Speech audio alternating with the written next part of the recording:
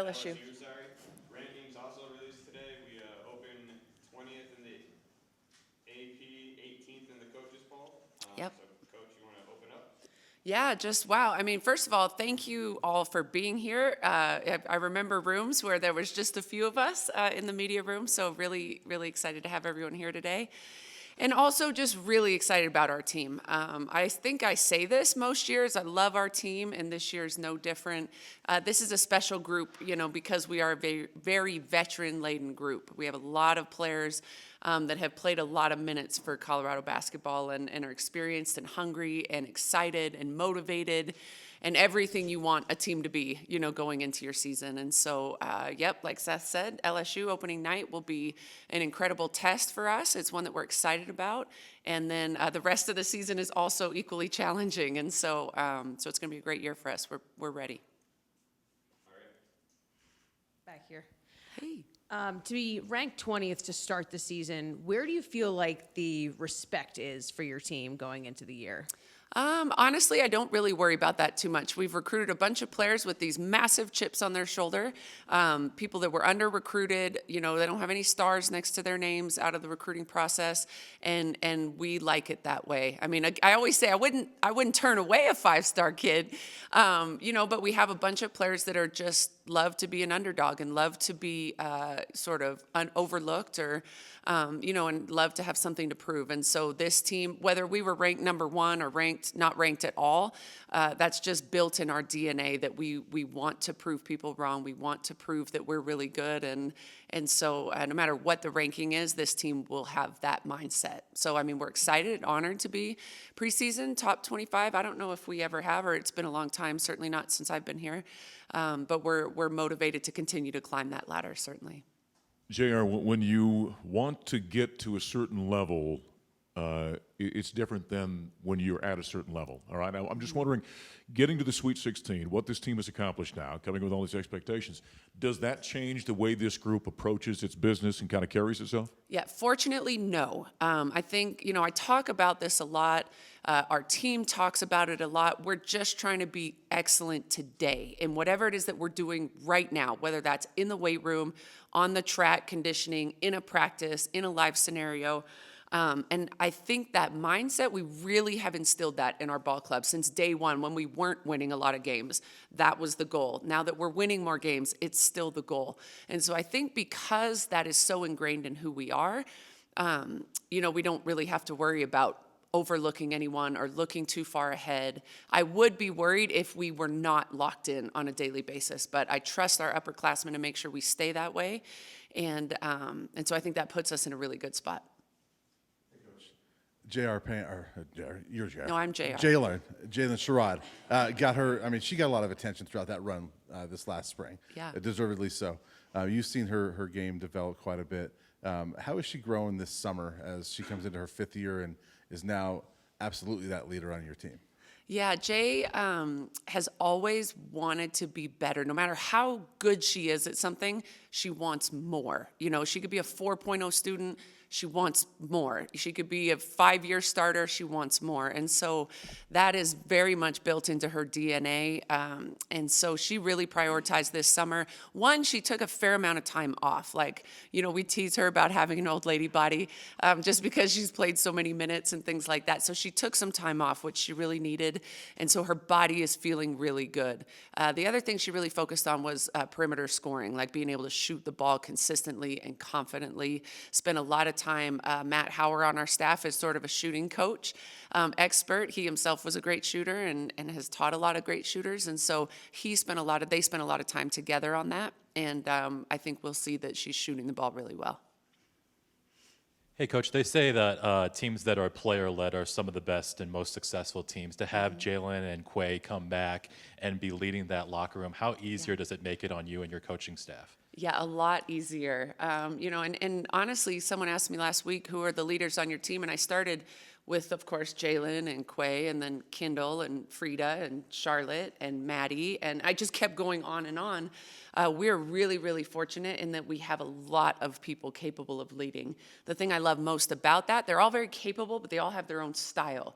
So sometimes, a younger player might need They don't need someone to bark at them. They need someone to love them up and put their arm around them and say, it's going to be okay. Just here, I'm here to help you. And then sometimes, we need more of a foot in our butt and let's get going. We need to pick it up. And so we have all the different types of leadership we need within our team. And so collectively, they're fantastic. And I'm, in a lot of ways can just kind of sit back and let them take the reins. Hey, Coach, Tyler King with the Denver Gazette. At the end of last season, kind of the talking point was, getting back to the NCAA tournament for back-to-back years for the first time in about 20 years. Mm-hmm. Obviously, your goal when you came here is just to get back to the NCAA tournament. Is the expectation this year to show the rest of the country that it is an annual expectation to get to the tournament and that it's not going to be a surprise going forward when Colorado gets back there? Yeah, definitely. I mean, I think we now, as you said, back-to-back years is wonderful. For us, the expectation is every year. How deep we go in the tournament will depend on, our personnel and our health and, injuries and things like that. But definitely the goal is every single year to be among the top teams in the country. We recruit that way, we talk that way, we train that way. And so I believe that people should start anticipating that we'll be that team every year. Hey, Coach. Wanted to ask you about one of your transfers, Sarah Rose Smith. She was at Missouri last year. I believe she led them in rebounds last year, too. Just what does she bring to the team in terms of, physicality? Yeah, Sarah Rose Smith has a lot of experience. So our two transfers bring a tremendous amount of playing experience with them. And Sarah did lead her team in rebounding. I think she had twice as many offensive rebounds as anyone else on her team, which for a 6'1" perimeter player is pretty awesome. And so she brings calm, she brings toughness, she brings hard work. She's versatile. She can play multiple positions on the floor. We will ask her to play multiple positions. It's just when you've played 3 years at a high level, you just have experience and savvy that, it takes time to develop. So she's going to bring that to us. Back over here. When I was talking to Sarah Rose and Maddie and just some of the new players, they all talked about Kendall and how Kendall was the player that they looked to kind of emulate. Yeah. What is it about Kendall that you appreciate that she's kind of like the player that they want to emulate? The short answer is everything. I appreciate everything about Kendall. Ultimately, coaches want to coach players that they can trust. Trust to do what they're supposed to do. They don't have to be the best scorer in the world or the best rebounder in the world. If I can just trust you to do your job, and do it to the best of your ability, any coach in the world will take a handful of those players, and that is Kendall. She's one of our hardest workers. She's one of our toughest players. She's one of our best defenders. She listens. She's coachable. She leans in when things are difficult, which inevitably they are during a basketball season. She leans into the discomfort and works to fix it, doesn't shy away from anything hard. I credit her parents for raising her to be, just such an incredible young woman who has such high expectations of herself and her teammates. She does a great job of holding people accountable. She calls people up to the standard when things aren't the way they need to be. And she's just unselfish and wants to win. Ultimately, very, very competitive. Hi, Coach. Two questions. First, you talk about being locked in every single day, getting better every single day, but also coming off such a big step last year. How do you balance that kind of short-term focus one day at a time with, okay, this is the bar now? Yeah, I think our players do it for me. I think if anybody in our program were to say, I can't wait for UCLA, which is a month and a half down the road, or something, it's so cool we're ranked, or, just something that took our focus away from today. I think you would have several of our upperclassmen that would remind them that all that matters is how do we perform today. So I don't even really have to do it anymore. We talk about it a lot. We very much focus on the details of things like screening angles, passing with the correct hand, small details. And so I think that keeps our focus very tight, right here. But I also think our upperclassmen do a great job of that as well. And I wanted to ask about Maddie Nolan. Obviously, she's one of the best shooters in Michigan basketball history, but you also brought her name up when you were listing off the leaders of your team just a minute ago. What does that say? What does she bring to you guys? How is she going to help you guys on the floor? And what does that say about her that as someone new in such a veteran team, she's already earned that kind of respect from you? Yeah, Maddie, I would put right in line with Kendall Wetta, like when I'm talking about just players you love to coach that are just going to work hard, do what they're supposed to do, be great in the classroom, be a great teammate. You know, everything you want her to do, she's doing above and beyond. And I actually met with her this morning. We were watching film and talking, and I said, it's really important that you look at this team. It's as much your team as it is anyone's team. You know, I've been here longer. Jaylen's been here longer. Quay's been here longer.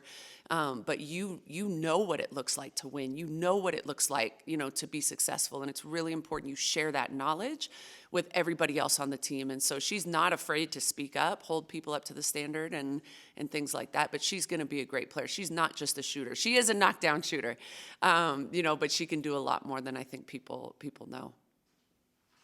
Hey, Coach, it feels like you've built a really good relationship with Coach Prime. Yeah. Even saw you had some of your recruits go and meet him. Yeah. What has it been like getting to know him, and also what has it been like coaching Shalomai?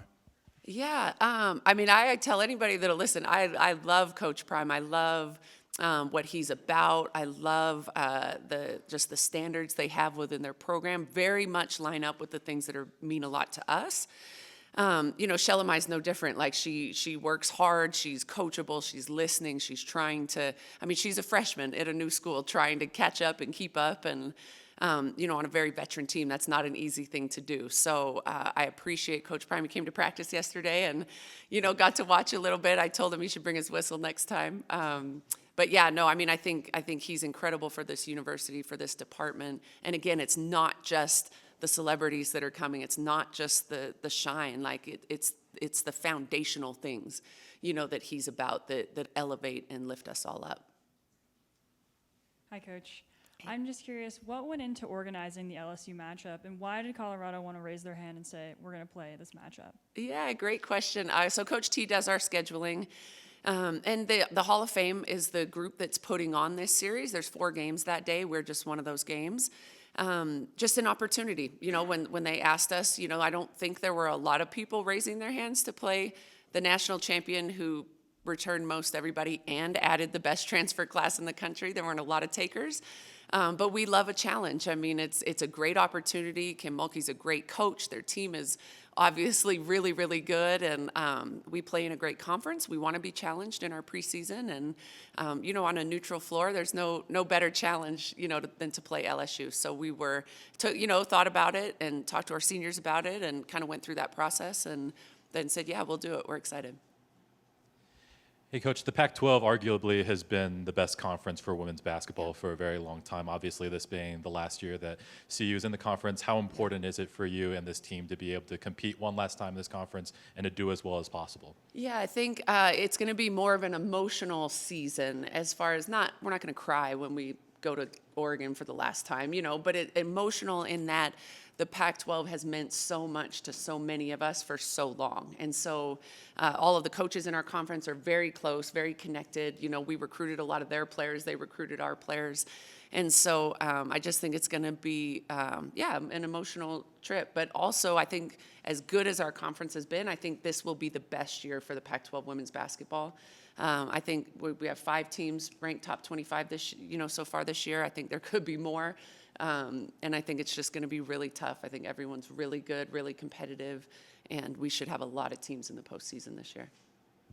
Hey, Coach, just kind of going off that question, about half the conference is ranked, you know, and that's not unusual. Yeah. That's pretty much every year. Yeah. Since you got here, how much has being in this conference helped you elevate this program, just knowing that you have to compete with that every single year? Yeah, I think being in this league has definitely helped us elevate every part of our game. Like, it's not just the play on the floor, it's the recruiting, it's the, facilities, it's the branding, it's everything that you're trying to do to compete against the very best. I've said this many times, but the rosters in the Pac-12 are full of 5-star McDonald's All-Americans. I mean, they're all throughout the Pac-12.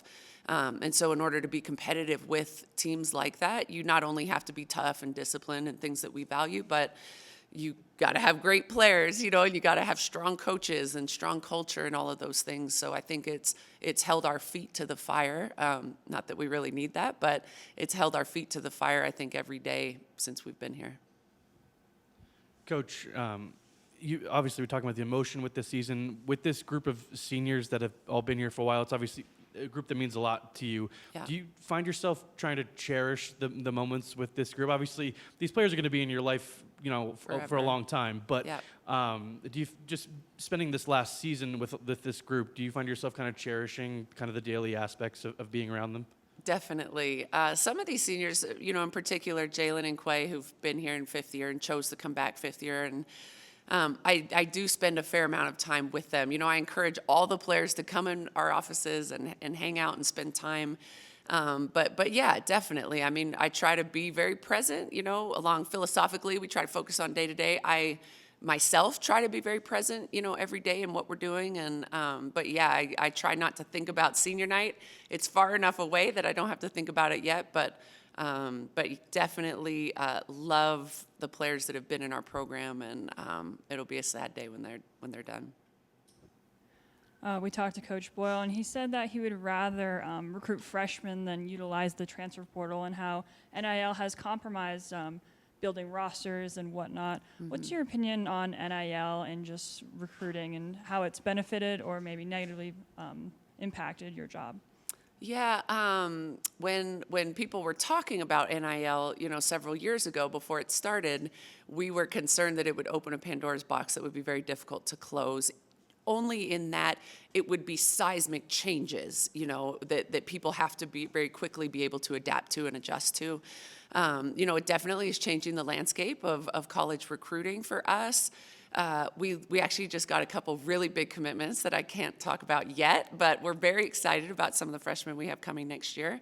And then also a balance, though. I mean, there are times that you're going to need to plug a spot on your roster with a portal player.